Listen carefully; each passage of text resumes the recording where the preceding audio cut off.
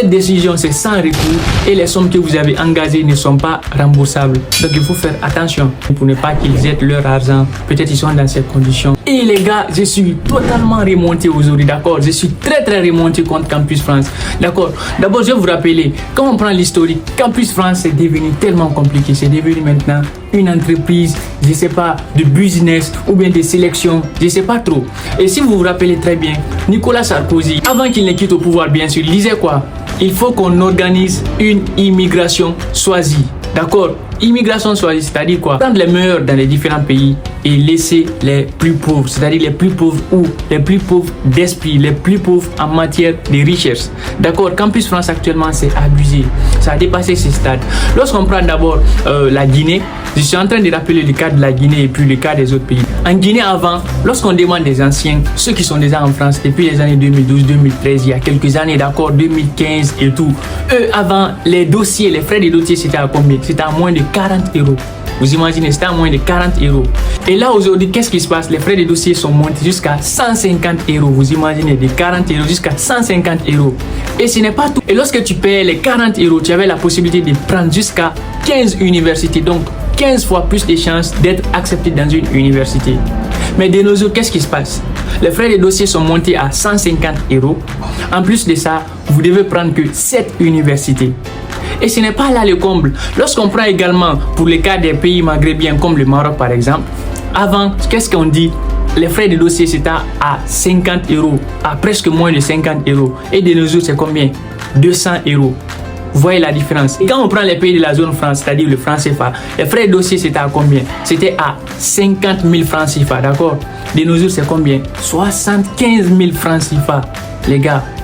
Mais où on va? Aujourd'hui, c'est encore plus grave pour la procédure, pour la campagne 2022-2023. C'est encore plus grave.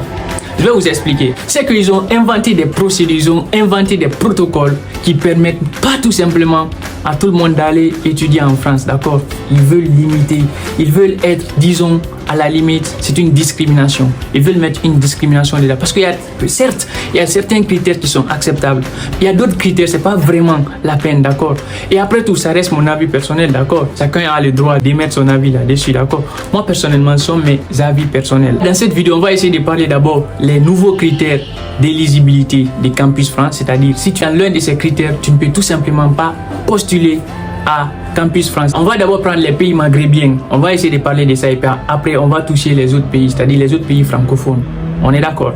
Une courte pause les gars avant de continuer. Ça c'est qu'on a déjà lancé un jeu qui est en cours actuellement. Vous pouvez tenter votre chance et tenter d'être parmi les 5 ou les 3 meilleurs gagnants, d'accord? Lorsque vous gagnez, vous aurez droit à ce qu'on fasse vos procédures à votre place. Campus France, Canada, Campus Belge, etc.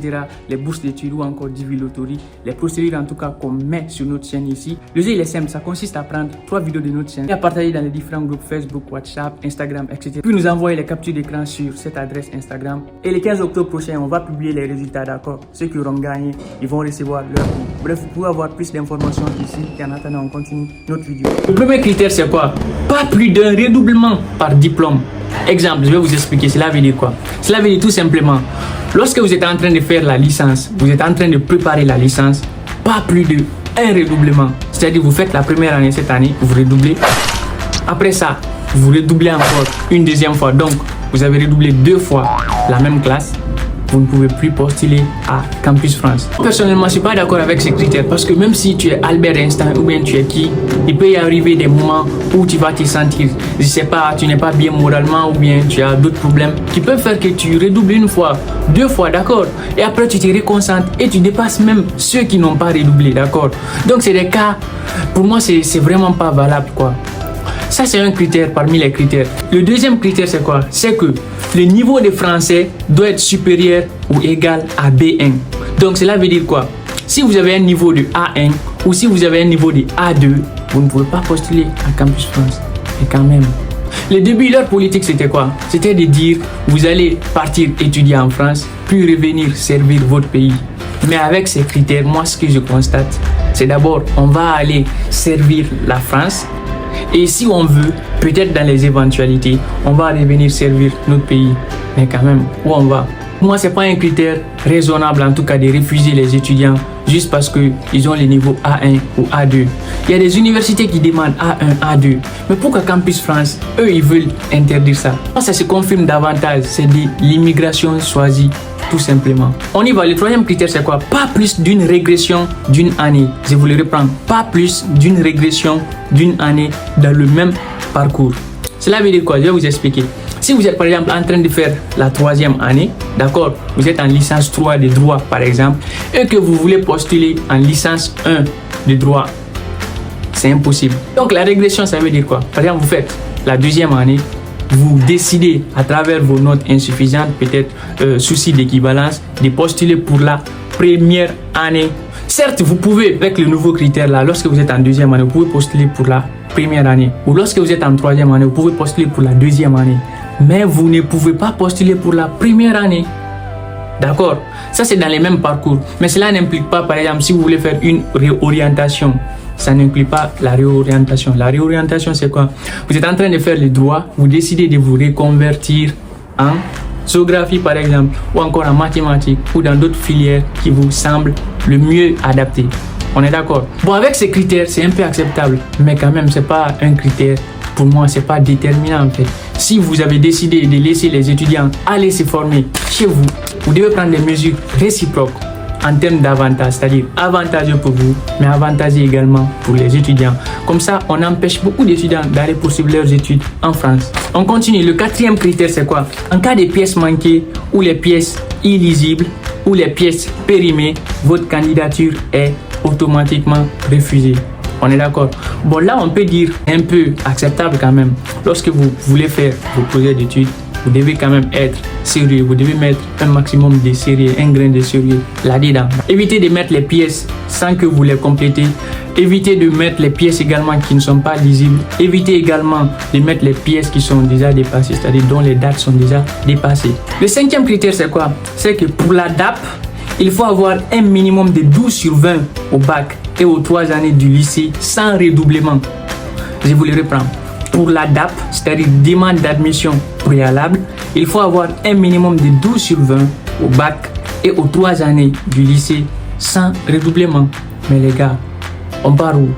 Cela veut dire que ceux qui ont fait le baccalauréat, vous devez avoir au minimum 12 sur 20 comme notre baccalauréat. Cela veut dire que tous ceux qui ont 11, 10 au baccalauréat ne peuvent pas postuler pour Campus France. Ah les gars, ça devient trop là quand même. Pour moi, les baccalauréats, vous savez, les examens, il y a des soucis. C'est une fois dans certains pays, par exemple en Guinée ou encore dans les autres pays, c'est une fois. D'accord? D'autres pays, peut-être, il y a des bac 1, bac 2. Mais quand même, les pays où on retrouve le bac 1 seulement, vous pouvez ne pas être dans votre bon état, par exemple. Vous essayez de faire l'examen, vous passez l'examen. Même si vous avez très bien révisé, il arrive que vous fassiez des faux pas. D'accord? Mais cela ne témoigne pas que vous êtes un mauvais étudiant. C'est un critère que, personnellement, je pense que vraiment, ça n'a pas lieu d'avoir ici. Descendre un peu dans les autres pays francophones, d'accord? À noter notamment le Sénégal et l'Haïti parce que c'est pas encore généralisé. Mais bientôt, je pense qu'on va généraliser les critères d'inéligibilité. Mais pour le moment, 2 pays sont confirmés, notamment l'Haïti et le Sénégal, d'accord? Le premier critère, c'est quoi? Que tout candidat ayant fait le bac plus de 2 fois qui candidate pour la première année de licence ne peut pas être éligible à la procédure Campus France. Cela veut dire que si toi qui me regardes là, tu es bachelier, d'accord, tu as eu à faire une fois le baccalauréat, 2 fois le baccalauréat, et c'est ta 3e fois de faire le baccalauréat, même si tu as eu, tu ne peux pas malheureusement postuler à Campus France. Vous voyez ce qui est un critère quand même très très sévère, parce que c'est pas parce qu'on a redoublé 2 fois ou on a fait le baccalauréat 1 fois qui témoigne qu'on n'a pas les niveaux. Non, il y a des incidences de procédure. Lorsque tu es en train de faire tes procédures dans tes études, il peut y avoir des problèmes. On ne sait pas quel genre de problème, mais il peut y en avoir des problèmes. D'autres ont beaucoup de problèmes. Donc je pense que c'est un critère qui n'est vraiment pas, à mon avis, qui n'est vraiment pas aisé. D'accord, après, ça reste un avis personnel. Vous pouvez d'ailleurs me dire en commentaire ce que vous en pensez de ces critères d'inéligibilité. D'accord, on va essayer de discuter ensemble et essayer de chercher à trouver une solution parce que là, ça concerne tous les étudiants étrangers. Car tout le monde ou presque a l'intention d'aller à un moment donné poursuivre ses études à l'étranger, surtout lorsque ton pays est francophone. Tu veux éventuellement aller faire tes études, ton projet d'études en France. Mais lorsque on te met les bâtons dans les roues, mais quand même. Le deuxième critère, c'est que tout candidat qui postule pour une formation hors licence 1, BUT et qui a repris plus de 2 fois une année dans un cycle universitaire n'est pas éligible. Cela veut dire que lors de tes études universitaires, c'est-à-dire ton parcours licence 1, licence 2 jusqu'au master ou doctorat, tu as à redoubler. Une fois, tu peux postuler. Et 2 fois, tu peux postuler. Mais lorsque ça arrive à 3 fois seulement, tu ne peux malheureusement pas postuler pour Campus France, d'accord? Tu dois te chercher un autre moyen d'aller étudier. Je reprends. Lors de tes études universitaires, tu redoubles une fois, d'accord? C'est acceptable. 2 fois, c'est acceptable. Mais 3e fois, tu ne peux plus postuler à Campus France. C'est quoi? On est d'accord. Donc c'est le 2e critère. Aussi le 3e critère, tout candidat ayant fourni des faux papiers ne sont pas éligibles à Campus France. Et avec la possibilité d'être sanctionné jusqu'à 5 ans pour la procédure Campus France. Cela signifie quoi? Je pense que c'est clair, d'accord? Et moi personnellement, je suis d'accord avec ça. Lorsqu'on est en train de faire nos procédures, on doit quand même être un peu sérieux. Lorsqu'on est en train de procéder pour s'inscrire en France et qu'on falsifie les dossiers ou on fournisse des dossiers qui ne sont pas crédibles, on doit normalement être banni des Campus France jusqu'à 5 ans. En plus de ça, cette année, tu ne peux pas faire la procédure. On est d'accord? Donc ça, c'est un critère totalement logique parce que voilà quoi, les faux documents, c'est interdit. Le faux et l'usage des faux sont tous interdits dans toutes les législations, d'accord? On est d'accord, que ce soit en Guinée, au Maroc, c'est pas moi, en Algérie, en France, partout dans le monde, c'est interdit. Donc, à bas le faux et l'usage des faux. On est d'accord? Donc, 4e critère, c'est quoi? Tout candidat inscrit dans une formation ou ayant un diplôme non accrédité n'est pas éligible. Cela veut dire quoi? Tout ça où tu es en train d'étudier actuellement dans ton pays ou le pays où tu étudies actuellement, tu es inscrit dans un programme ou dans une université qui n'est pas reconnue par ton État. D'accord? C'est pas par l'État français, mais qui n'est pas reconnue par ton État. Tu peux tout simplement pas postuler pour Campus France. On est d'accord? Et pour moi, c'est un peu légal quand même. Pour que tu sois inscrit, voilà, c'est un critère quand même acceptable, donc tolérable quoi. D'accord? Si tu veux t'inscrire, il faut t'inscrire légalement et dans la transparence. Il faut que ton université, le lieu où tu étudies quand même, que ça soit reconnu. Ça, c'est pour lutter un peu contre les sciences non reconnues ou bien les sciences abusives par exemple. Donc ça, c'est un critère totalement normal. On est d'accord? 5e critère, c'est le candidat ne pouvant justifier d'une année d'études validée ou d'un contrat de travail de plus d'1 an ne peut pas postuler. C'est-à-dire, si au cours de tes processus d'études ou lors de tes études, tu as eu à faire une année blanche, d'accord, tu as fait une année sans étudier concrètement, c'est ce que ça veut dire. Tu ne justifies pas que lorsque tu faisais ça, il y a eu des cas de force majeure ou bien ça a trouvé que tu étais par exemple en train de travailler, que tu présentes un contrat de travail comme ils sont en train de le dire ici. Cela veut dire que tu ne peux pas postuler à Campus France. D'accord? Donc il faut que tu aies des arguments convaincants qui prouvent que ouais, peut-être une maladie qui a fait que une incapacité qui a fait que tu n'as pas pu travailler, ou encore une maladie, une invalidité, ou je sais pas, n'importe quoi, en tout cas un argument solide et valable, ou encore tu présentes un contrat de travail qui prouve au moins que durant cette période, tu es en train de faire un stage quelque part, un travail rémunéré, etc., etc. Le dernier critère, je pense que cela correspond à Haïti seulement. Lorsque tu as une moyenne inférieure à 13, tu ne peux pas postuler à Campus France. Et quand même, où on vit, on peut avoir le baccalauréat avec 12 de moyenne et faire la licence avec 14, faire le master avec 16. D'accord? On s'améliore de jour en jour. Ça, c'est un critère aveugle en fait. C'est un critère qui n'a même pas lieu d'avoir. C'est pas parce que tu as eu 13 au baccalauréat que tu es un meilleur étudiant. D'accord? Maintenant, la conséquence de tout ça, c'est quoi? C'est que la conséquence, lorsque vous postulez avec ces critères que vous ne remplissez pas, lorsqu'on vous refuse, cette décision, c'est sans recours et les sommes que vous avez engagées ne sont pas remboursables. Donc, il faut faire attention. Franchement, certes, à la limite, certes, il y a certaines conditions, comme les faux documents et d'autres critères. On peut accepter, on est d'accord. Mais il y a d'autres critères, ça n'a vraiment pas lieu d'avoir. Et là maintenant, qu'est-ce que nous devons faire? Nous sommes des étudiants étrangers, ensemble on est plus forts. Je pense qu'on doit chercher une solution, sinon il y a beaucoup de nos frères qui n'auront pas la possibilité de poursuivre leurs études supérieures à l'étranger, spécialement en France, d'accord? Parce que ces critères sont en train de se généraliser. En Angleterre aussi, il y a d'autres critères encore beaucoup plus graves.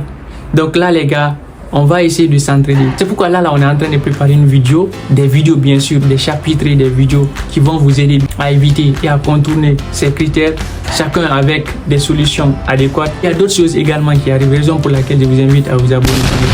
louper. Mais n'hésitez pas à mettre en commentaire ce que vous aussi vous en pensez, quelles sont les solutions que vous proposez, etc. On va essayer de réfléchir là-dessus. Avant de passer, vous pouvez voir sur la chaîne, il y a beaucoup d'opportunités gratuites et à la fois payantes que je partage. Ici, vous pouvez les voir et voir éventuellement les procédures qui vous sont favorables, des bourses d'études, etc., des voyages à l'étranger qui peuvent vous être favorables et vous saisissez ces opportunités. Partagez également cette vidéo à vos amis pour ne pas qu'ils jettent leur argent. Peut-être ils sont dans ces conditions. Mettez-moi un gros pouce bleu. Moi, je vous dis, on se retrouve pour une nouvelle vidéo.